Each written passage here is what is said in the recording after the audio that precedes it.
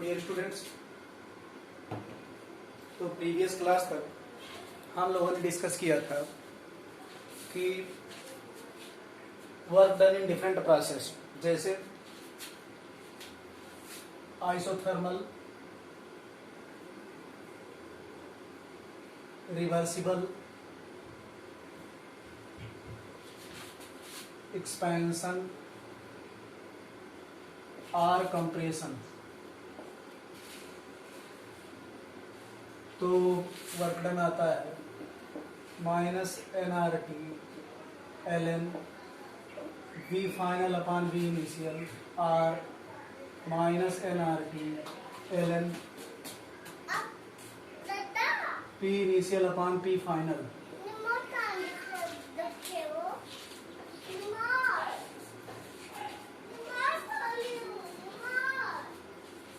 P initial upon P final.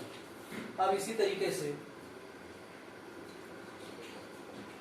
फिर हम लोगों ने देखा कि work done at constant pressure, work done at constant volume, work done against free expansion, work done in free expansion 0 होता है, work done against constant volume 0 होता है, work done at constant pressure -P delta V होता है।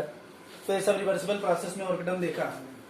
अब ये जो irreversible process में जो वर्क डन हमारा था वो W इरिवर्सिबल, वो हमारा -P एक्सटर्नल V2 V1 था, या फिर -P external nRT2 upon P2 -nRT1 upon P1 था।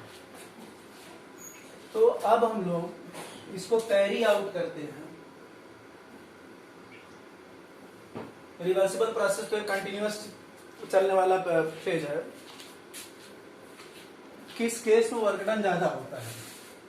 तो comparison of work done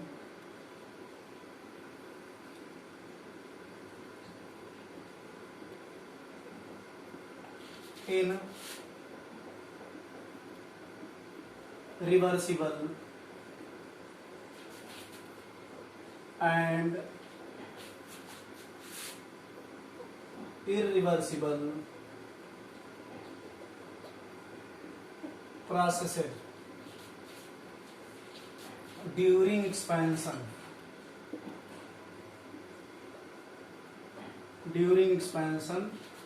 expansion हो रहा है V1 से V2 और प्रोसेस है isothermal reversible expansion. Isothermal reversible expansion का जो वर्क डन आ रहा था वो -nRT ln V final upon V initial आ रहा था। अब अगर हम आइसोथर्मल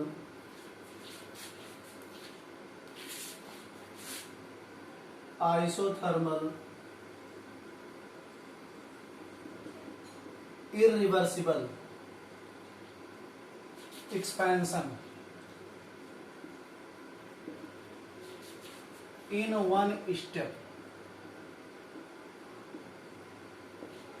अब अगर हम ये काम कर रहे हैं isothermal irreversible expansion in one step, इसको अचीव कैसे करना है?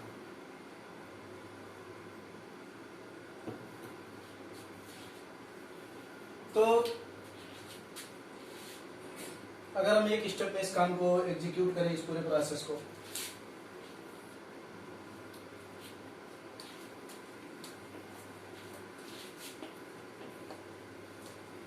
तो इरिवर्सिबल प्रोसेस को एग्जीक्यूट, क्योंकि ये रिवर्सिबल प्रोसेस तो फिक्स टाइम में होगा, स्लो प्रोसेस तो होगा नहीं। और जब स्लो प्रोसेस नहीं होगा तो इसका मतलब कोई ना कोई मैकेनिज्म हमको अप्लाई करना पड़ेगा ताकि वो फिक्स टाइम में हो जाए। तो इसको हम लोग ऐसे कह सकते हैं कि मान लो ये कोई फ्लास्क है, यहां पर पिस्टन है,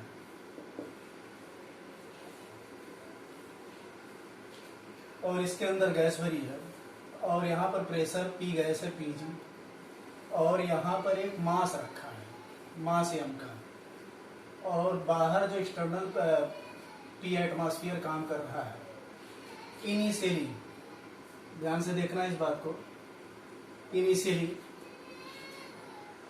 वॉल्यूम V1 था और P1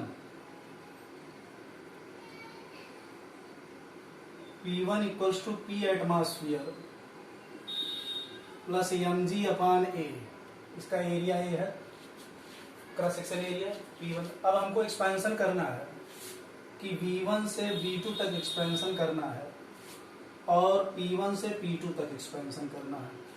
तो हम लोग क्या करेंगे, suddenly mass m is removed in such a way that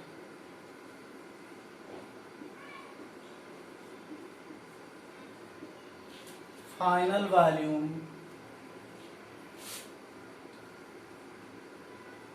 becomes V2।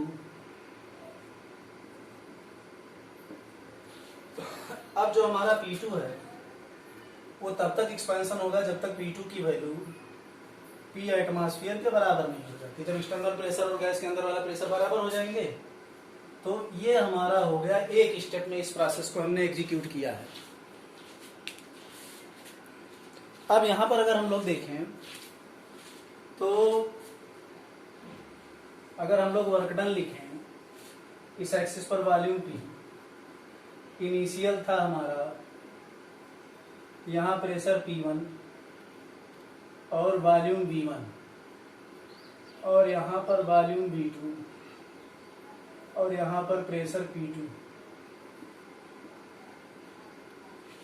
अब जो हमारा P एक्सटर्नल था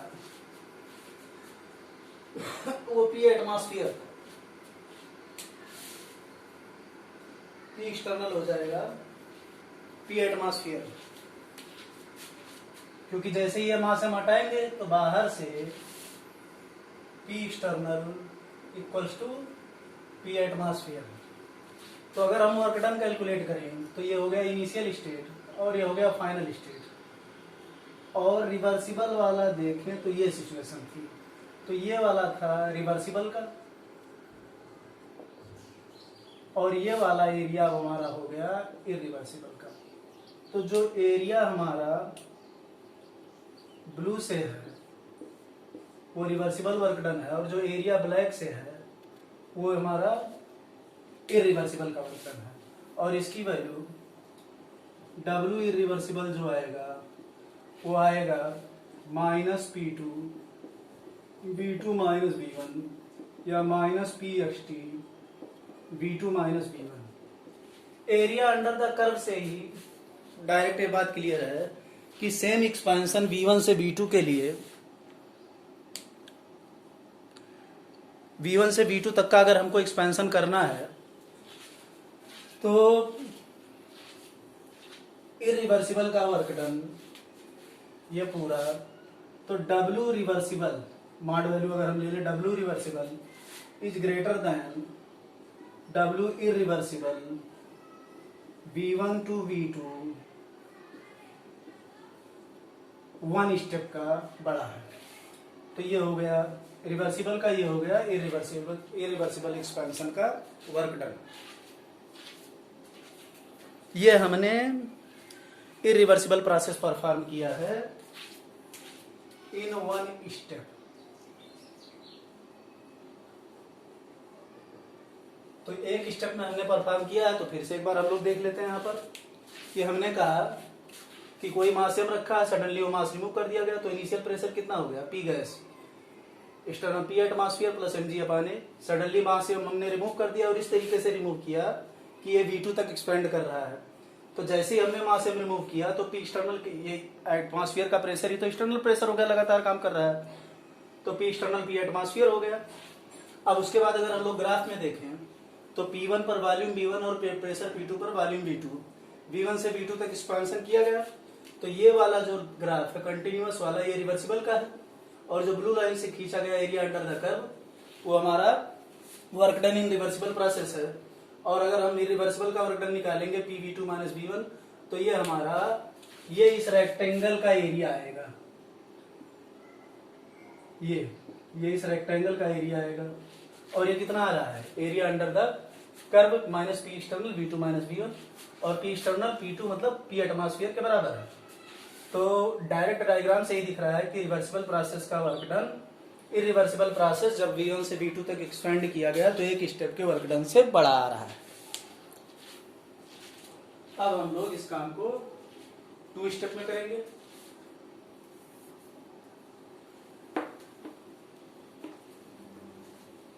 और उसके बाद n स्टेप के लिए जनरलाइज कर देंगे।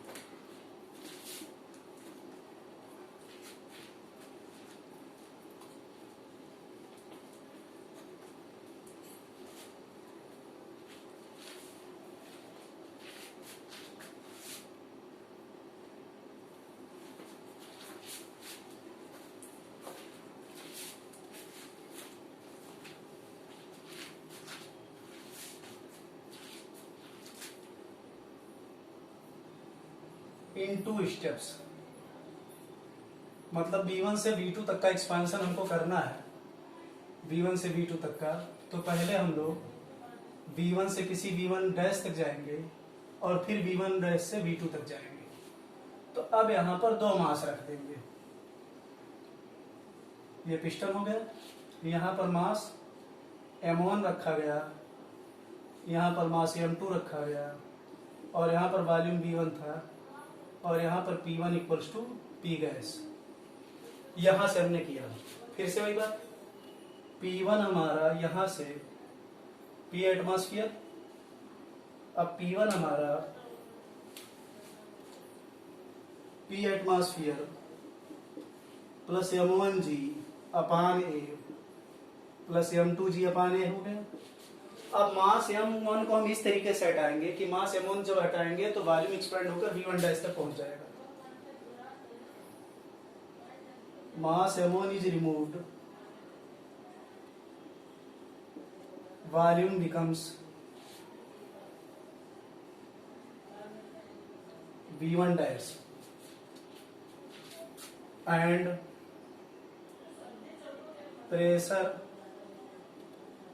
P1 dash, M2 is removed,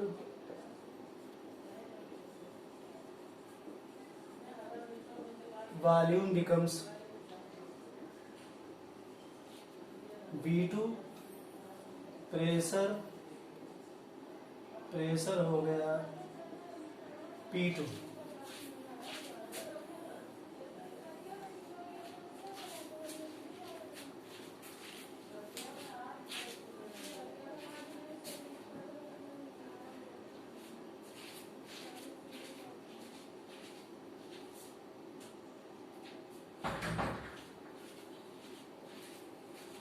तो अब ये प्रेशर हमारा, मतलब हमने इस पूरे जो V1 से V2 तक का एक्सपेंशन था उसको 2 पार्ट में ब्रेक कर दिया। पहले M1 मास रखा, M2 मास रखा। तो शुरू में P1 हमारा हो गया, बाहर से P एटमॉस्फेयर काम कर रहा है, तो P एटमॉस्फेयर प्लस M1G अपान है प्लस M2G अपान है। फिर हमने क्या किया, मास M1 को रिमूव कर दिया।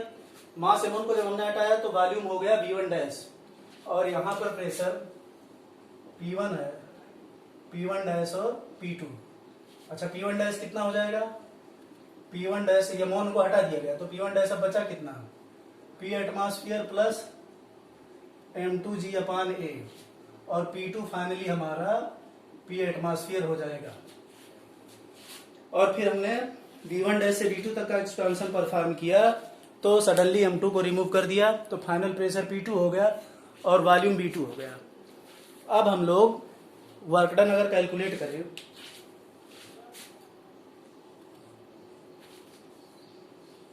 तो इस एक्सिस पर वॉल्यूम, इस एक्सिस पर प्रेशर, जब प्रेशर P1 था तो वॉल्यूम V1, जब प्रेशर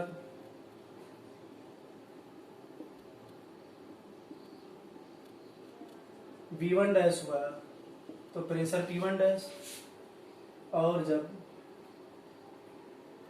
वॉल्यूम V2 हुआ तो प्रेशर P2।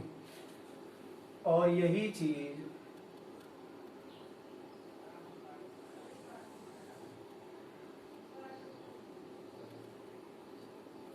ये हमारा वॉल्यूम हो गया V1 डैश। तो अब हम लोग पहले यहाँ से यहाँ तक आते हैं। तो यहाँ से यहाँ तक में जो एरिया अंडर द कर्व है, मतलब W इरिवर्सिबल V1 से V1 डैश तक का वर्क डन। तो जब V1 से V1 डैश तक का वर्क डन हमको निकालना था, तो P एक्सटर्नल कितना था, जब हमने M1 हटा दिया तो P एक्सटर्नल हमारा हो गया P एटमॉस्फेयर प्लस M2/G। तो P1 dash minus P1 dash और V1 डैश माइनस V1, तो जो हमारा रेक्टेंगल का एरिया आ जाएगा वो ये वाला एरिया आ गया। उसके बाद W irreversible V1 dash to V2, ये आ जाएगा minus P2 V2 minus V1 dash. अब minus P2 V2 minus V1 dash, तो ये हमारा एरिया आ गया।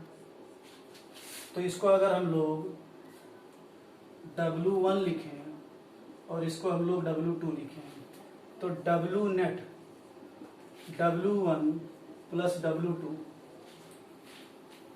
तो यहां पर यह बात बड़ी आसानी से देखी जा सकती है। जो W2 है हमारा वो ब्लू लाइन से ऐसे दिखाया गया है, ये इतना एरिया W2 है। तो यहाँ पर W1 प्लस W2 अगर हम ध्यान से देखें तो it is still less then mod W reversible. तो हम लोग ये कह सकते हैं, क्योंकि ये पूरा एरिया तो अभी भी उसी के नीचे है, इस पूरे लाइन के, ये पूरा एरिया, ये यहाँ से यहाँ तक का टोटल एरिया इस एरिया से जोड़कर बढ़ा है। तो mod W reversible is greater than mod W irreversible V1 to V2 two step में। तो अब हम लोग यहाँ से कह सकते हैं कि V1 से V2 तक का रिवर्सिबल एक्सपेंशन किया गया, तो दो स्टेप में करने के बाद भी वर्क डन अभी भी W इरिवर्सिबल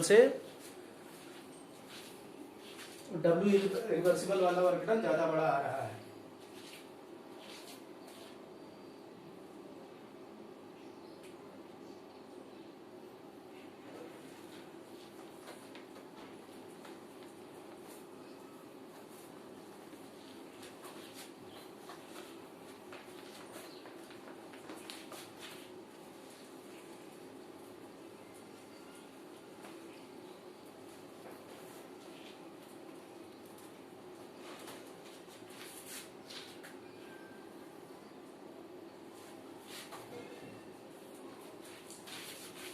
तो इस चीज को अब हम जनरलाइज कर सकते हैं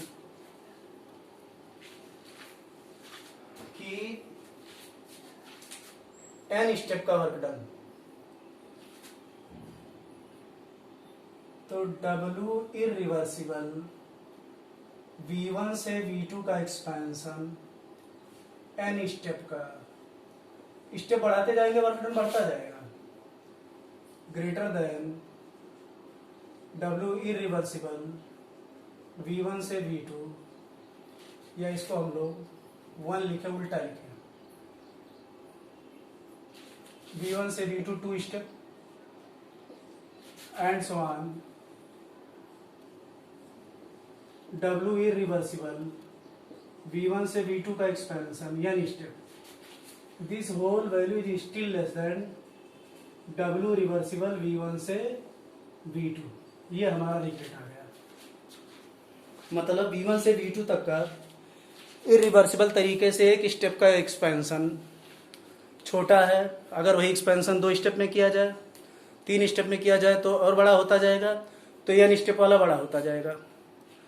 लेकिन अभी भी ये एरिया अंडर द कर्व उसका जो आएगा वो रिवर्सिबल वाले से कम ही आएगा। तो अगर n की value, if value of n becomes, if value of n tends to infinity, तो स्टेप इनफाइनाइट हो गया, मतलब then the process becomes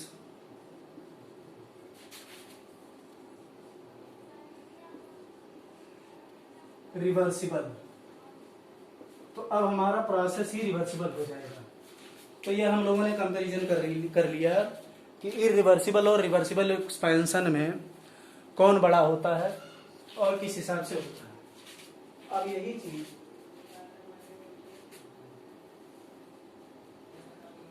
हम लोग कंपैरिजन में करें तो comparison of work done,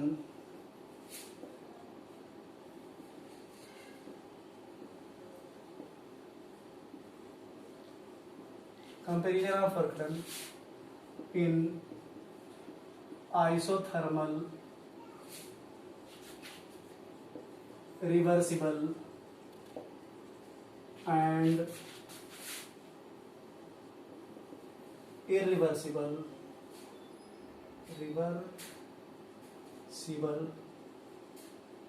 compression।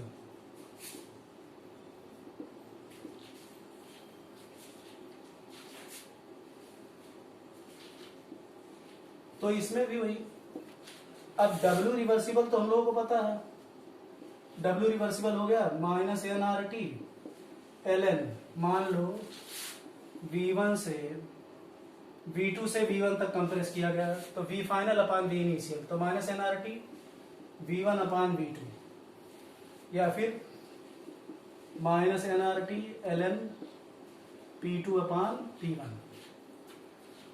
तो प्रॉब्लम हम लोगों को डिस्कस करना है, प्रॉब्लम नहीं मतलब इनको लोगों को एनालिसिस करना है कि इरिवर्सिबल प्रोसेस के केस में क्या हो रहा है। तो अब फिर से irreversible compression in one step,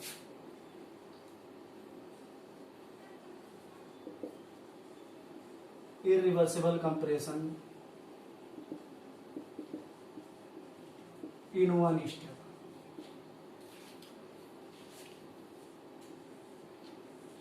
तो V2 से V1 तक का कंप्रेशन है वन स्टेप में। तो जब हम इरिवर्सिबल एक्सपेंशन कर रहे थे तो मास रखा हुआ मास हटा रहे थे, तो जब हम कंप्रेशन करेंगे तो मास रखते जाएंगे। तो ये मान लो कोई कंटेनर था और जिसमें पिस्टन था, पिस्टन लगा हुआ था, इनिशियल वॉल्यूम V2 था इनिशियल, और प्रेशर P2 था, तो P2 equals to P gas और P एटमॉस्फेयर के बराबर था। Suddenly a mass m is placed in such a way that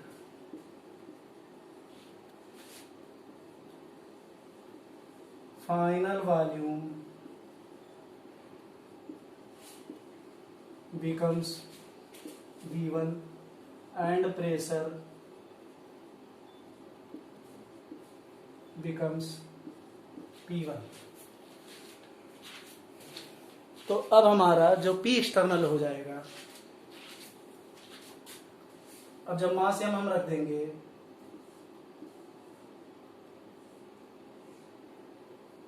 तो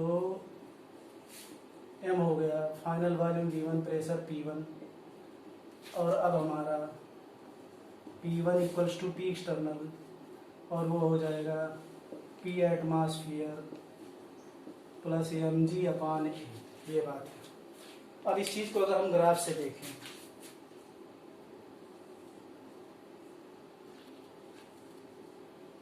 यहाँ पर वॉल्यूम V, यहाँ पर प्रेशर P,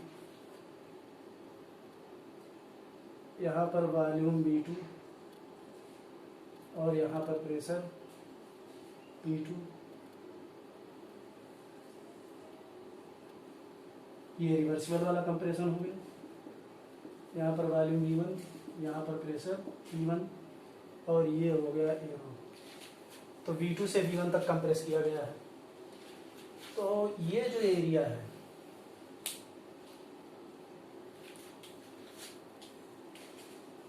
ये वाला जो एरिया है, ये हो गया W रिवर्सिबल। और जब W इरिवर्सिबल हमको कैलकुलेट करना हुआ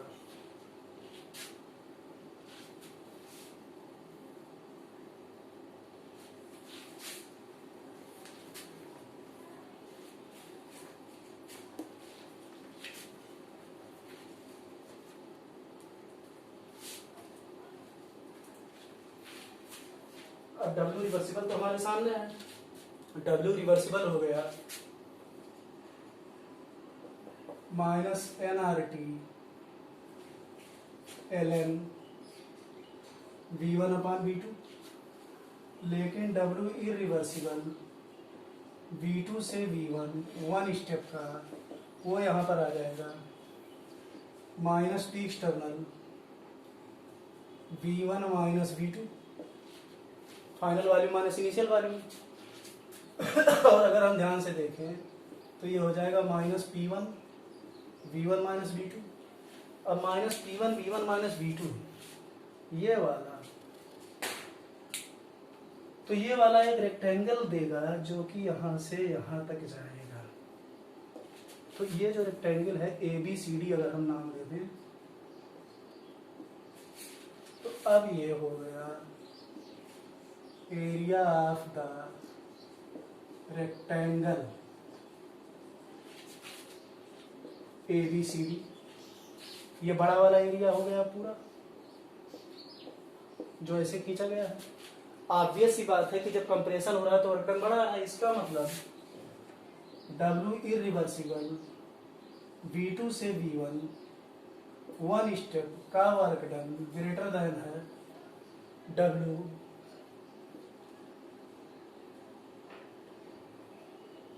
रिवर्सिबल V2 से V1। ये बात इतनी ग्राफ से ही दिख रहा है डायरेक्ट। अब यहाँ पर उल्टा हो गया, जो वहां पर रिवर्सिबल का रिजल्ट आ रहा था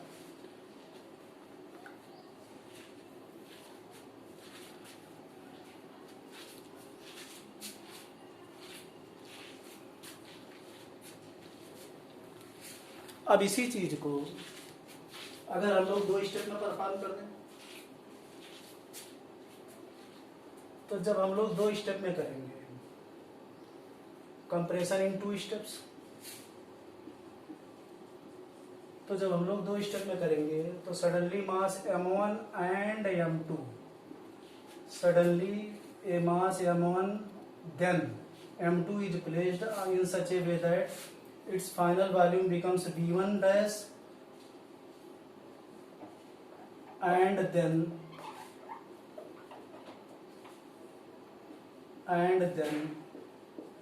V1। तो V2 कंडीशन थी, अब हमने M1 रखा पहले स्टेप में और फिर दूसरे स्टेप में हम लोग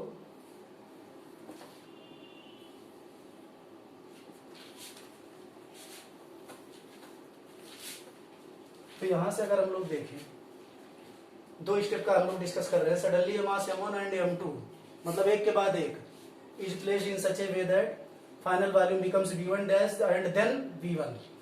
अब यहाँ पर P1 हमारा हो गया, P1 हो गया P एक्सटर्नल P1 डैश, और ये हम डिस्कस कर रहे हैं जब V2 से V1 डैश तक का कंप्रेशन किया गया तो P1 डैश हमारा हो गया P1 dash equals to P external, और यह हो जाएगा P एटमॉस्फेयर प्लस M1G/A। तो अब अगर हम लोग इस ग्राफ में देखें तो पहले हम लोग आ गए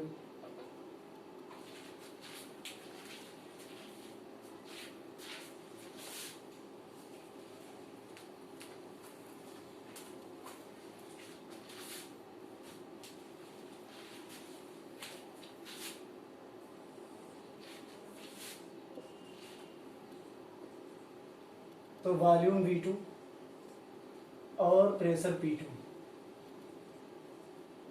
और V2 से हम लोग आ गए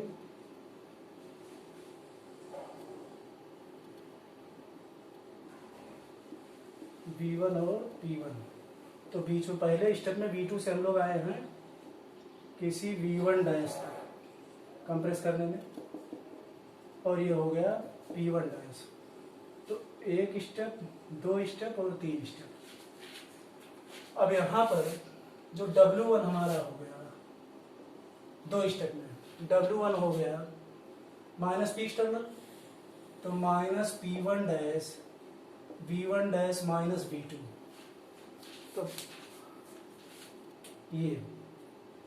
तो ये वाला एरिया आ गया minus P1 dash V1 dash minus V2, ये हो गया W1, ये आ गया एरिया अंडर द कर्व। इसको मान लो हम लोग लिखते हैं ABCD, एरिया अंडर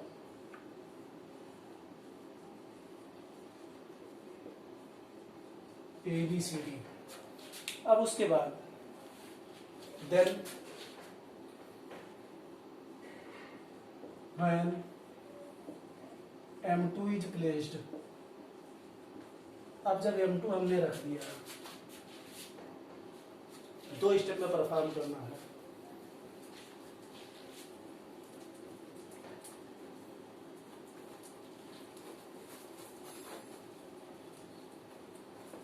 तो सिचुएशन हमारा हो गया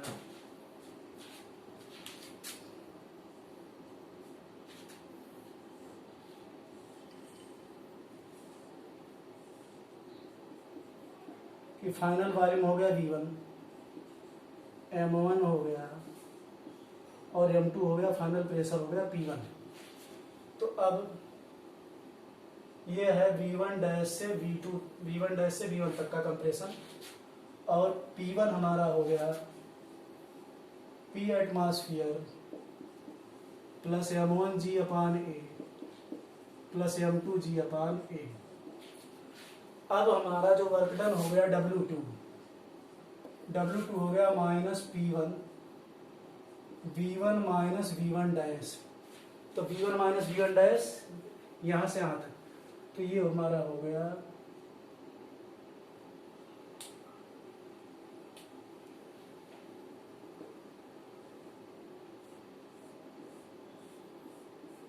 ये आ गया,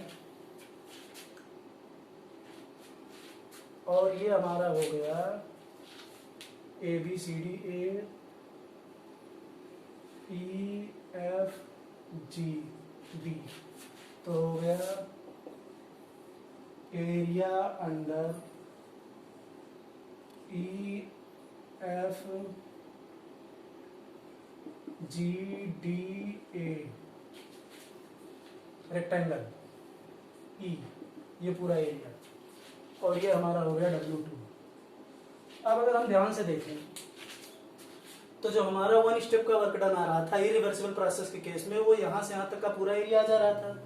इन दोनों का समेशन अभी भी, और जब 1 स्टेप वाला था तो इसको मान लो x ले लें, तो W इरिवर्सिबल, जहां पर W इरिवर्सिबल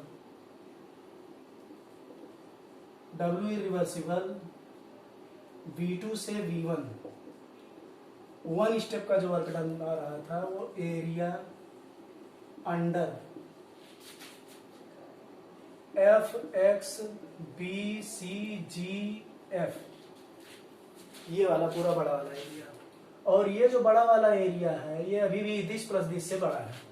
तो इस एंड, तो ये बात हम लोग आसानी की, एक स्टेप का जो कंप्रेशन का वर्क डन है इरिवर्सिबल प्रोसेस का, वो 2 स्टेप वाले से बड़ा है। एरिया देखेंगे हम, जो पहले स्टेप में W1 वर्क डन, दूसरे स्टेप में W2, इन दोनों का समेशन इस बड़े वाले एरिया से छोटा है, और ये बड़ा वाला एरिया क्या आ रहा था जब 1 स्टेप का वर्क डन था।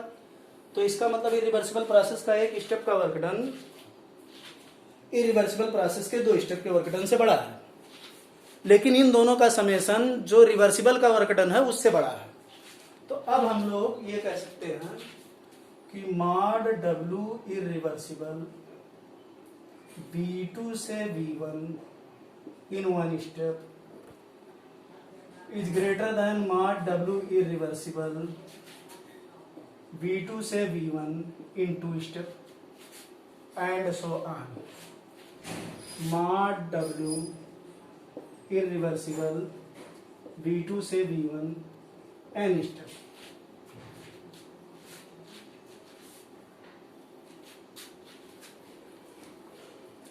तो अब रिजल्ट हमारा क्या हो गया, और जो हमारा इन स्टेप का वर्क डन होगा वो सबसे छोटा आ जाएगा। तो ओवरऑल हम लोग ये कह सकते हैं कि during compression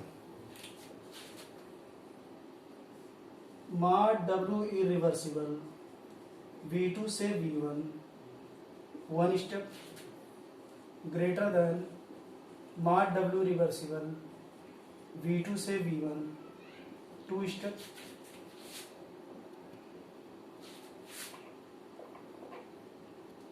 greater than and so on greater than mod W irreversible V2 से V1 n स्टेप और इनमें से सबसे छोटा हो जाएगा mod W रिवर्सिबल V2 से V1।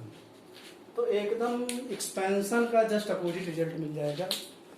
तो ये हम लोगों ने डिस्कस कर लिया कि irreversible expansion, irreversible compression, reversible expansion, reversible compression, 1 step 2 step 3 step और n स्टेप में क्या फर्क पड़ा है।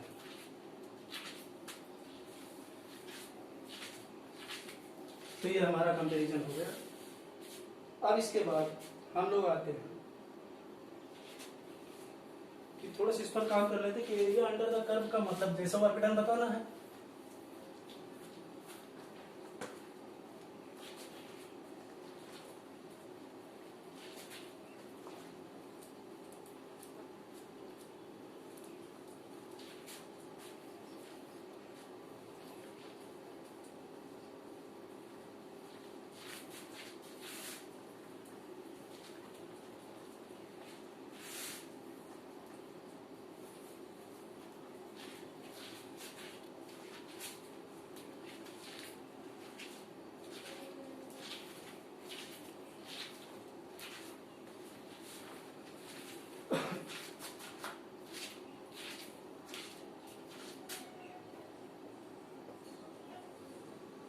work done calculations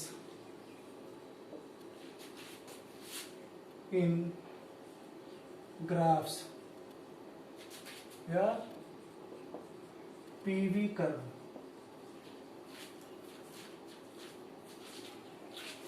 तो हम लोग देखेंगे कि पीवी कर्व का जो एरिया, मान लो पीवी का ग्राफ दिया है, वहां से वर्क डन कैसे कैलकुलेट करेंगे। तो एरिया अंडर द कर्व, तो एग्जांपल ले लो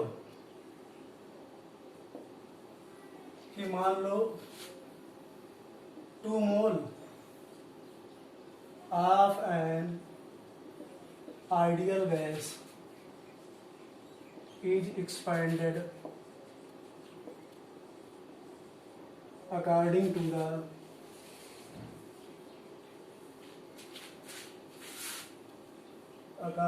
the following ग्राफ। तो 2 मोल आइडियल गैस का उसको इस तरीके से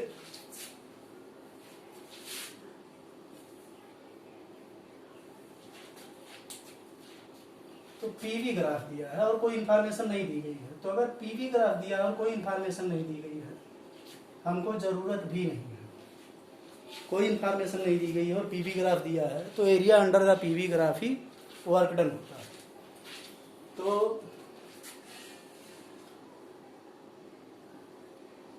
यहां से यहां तक आया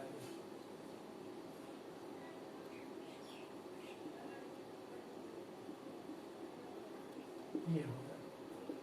मान लो यहाँ पर प्रेशर इनिशियली ये था, ये फाइनल पोजीशन थी, यहाँ पर वॉल्यूम 2 लीटर, यहाँ पर वॉल्यूम 4 लीटर और यहाँ पर प्रेशर 2 एटमॉस्फेयर और यहाँ पर कुछ प्रेशर रहा होगा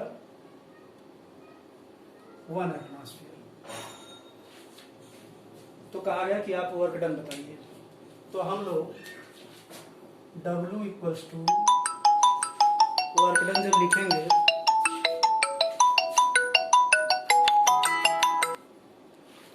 तो एरिया अंडर द कर्व, तो W equals to minus sign लगा देंगे और ये एरिया अंडर द कर्व इतना हो जाएगा। तो ये वाला एरिया कैसे निकालेंगे, ये वाला ट्रायंगल का एरिया प्लस ये वाले रेक्टेंगल का area.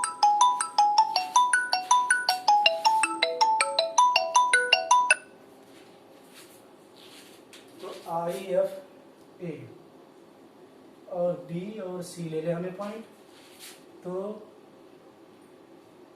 Minus area of triangle IAF and area of rectangle AFBC, ये हो गया।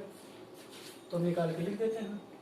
तो W equals to minus triangle का एरिया, ये ट्राइंगल का एरिया कितना आएगा 1/2 बेस इंटू हाइट। बेस हो गया हमारा यहाँ से यहाँ तक का 8, नहीं हाइट हो गया 1, 2 - 1 और बेस हो गया 4 - 2, ये हो गया 2। तो ये हमारा हो गया 1/2 इंटू 1 इंटू 2, ये देखना है।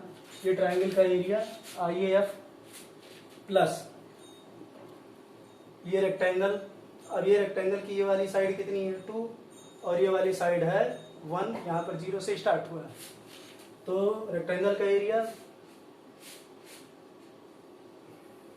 Multiplication of sides adjacent sides, तो ये वाली लेंथ हो गई 2 और ये वाली हाइट हो गई 1, तो 2 इंटू 1। अब W इक्वल्स टू ये कैंसिल हो गए, -1 + 2 ये आ गया -3 लीटर एटमॉस्फेयर, और 1 litre atmosphere equals to 101.3 joule. तो W आ गया -3 इंटू 101.3 जूल, तो ये आ गया -303.9 जूल। ये आ गया work done, area under the curve.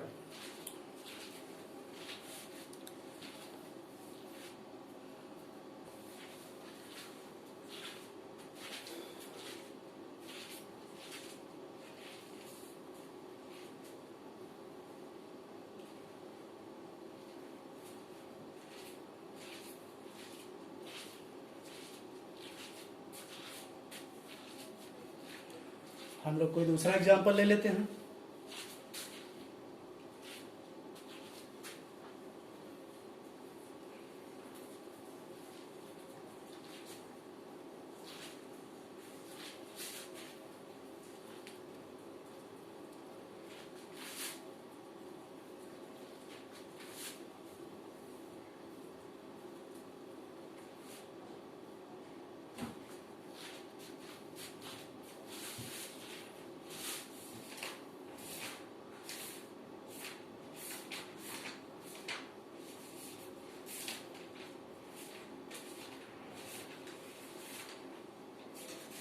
कोई दूसरा एग्जांपल ले लेते हैं जिसमें ग्राफ वगैरह दिया हो, काम हमारा आसान हो जाएगा।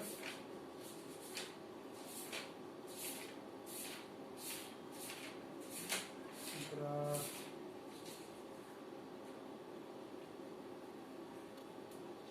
1 mole of an ideal gas changes from 2 PV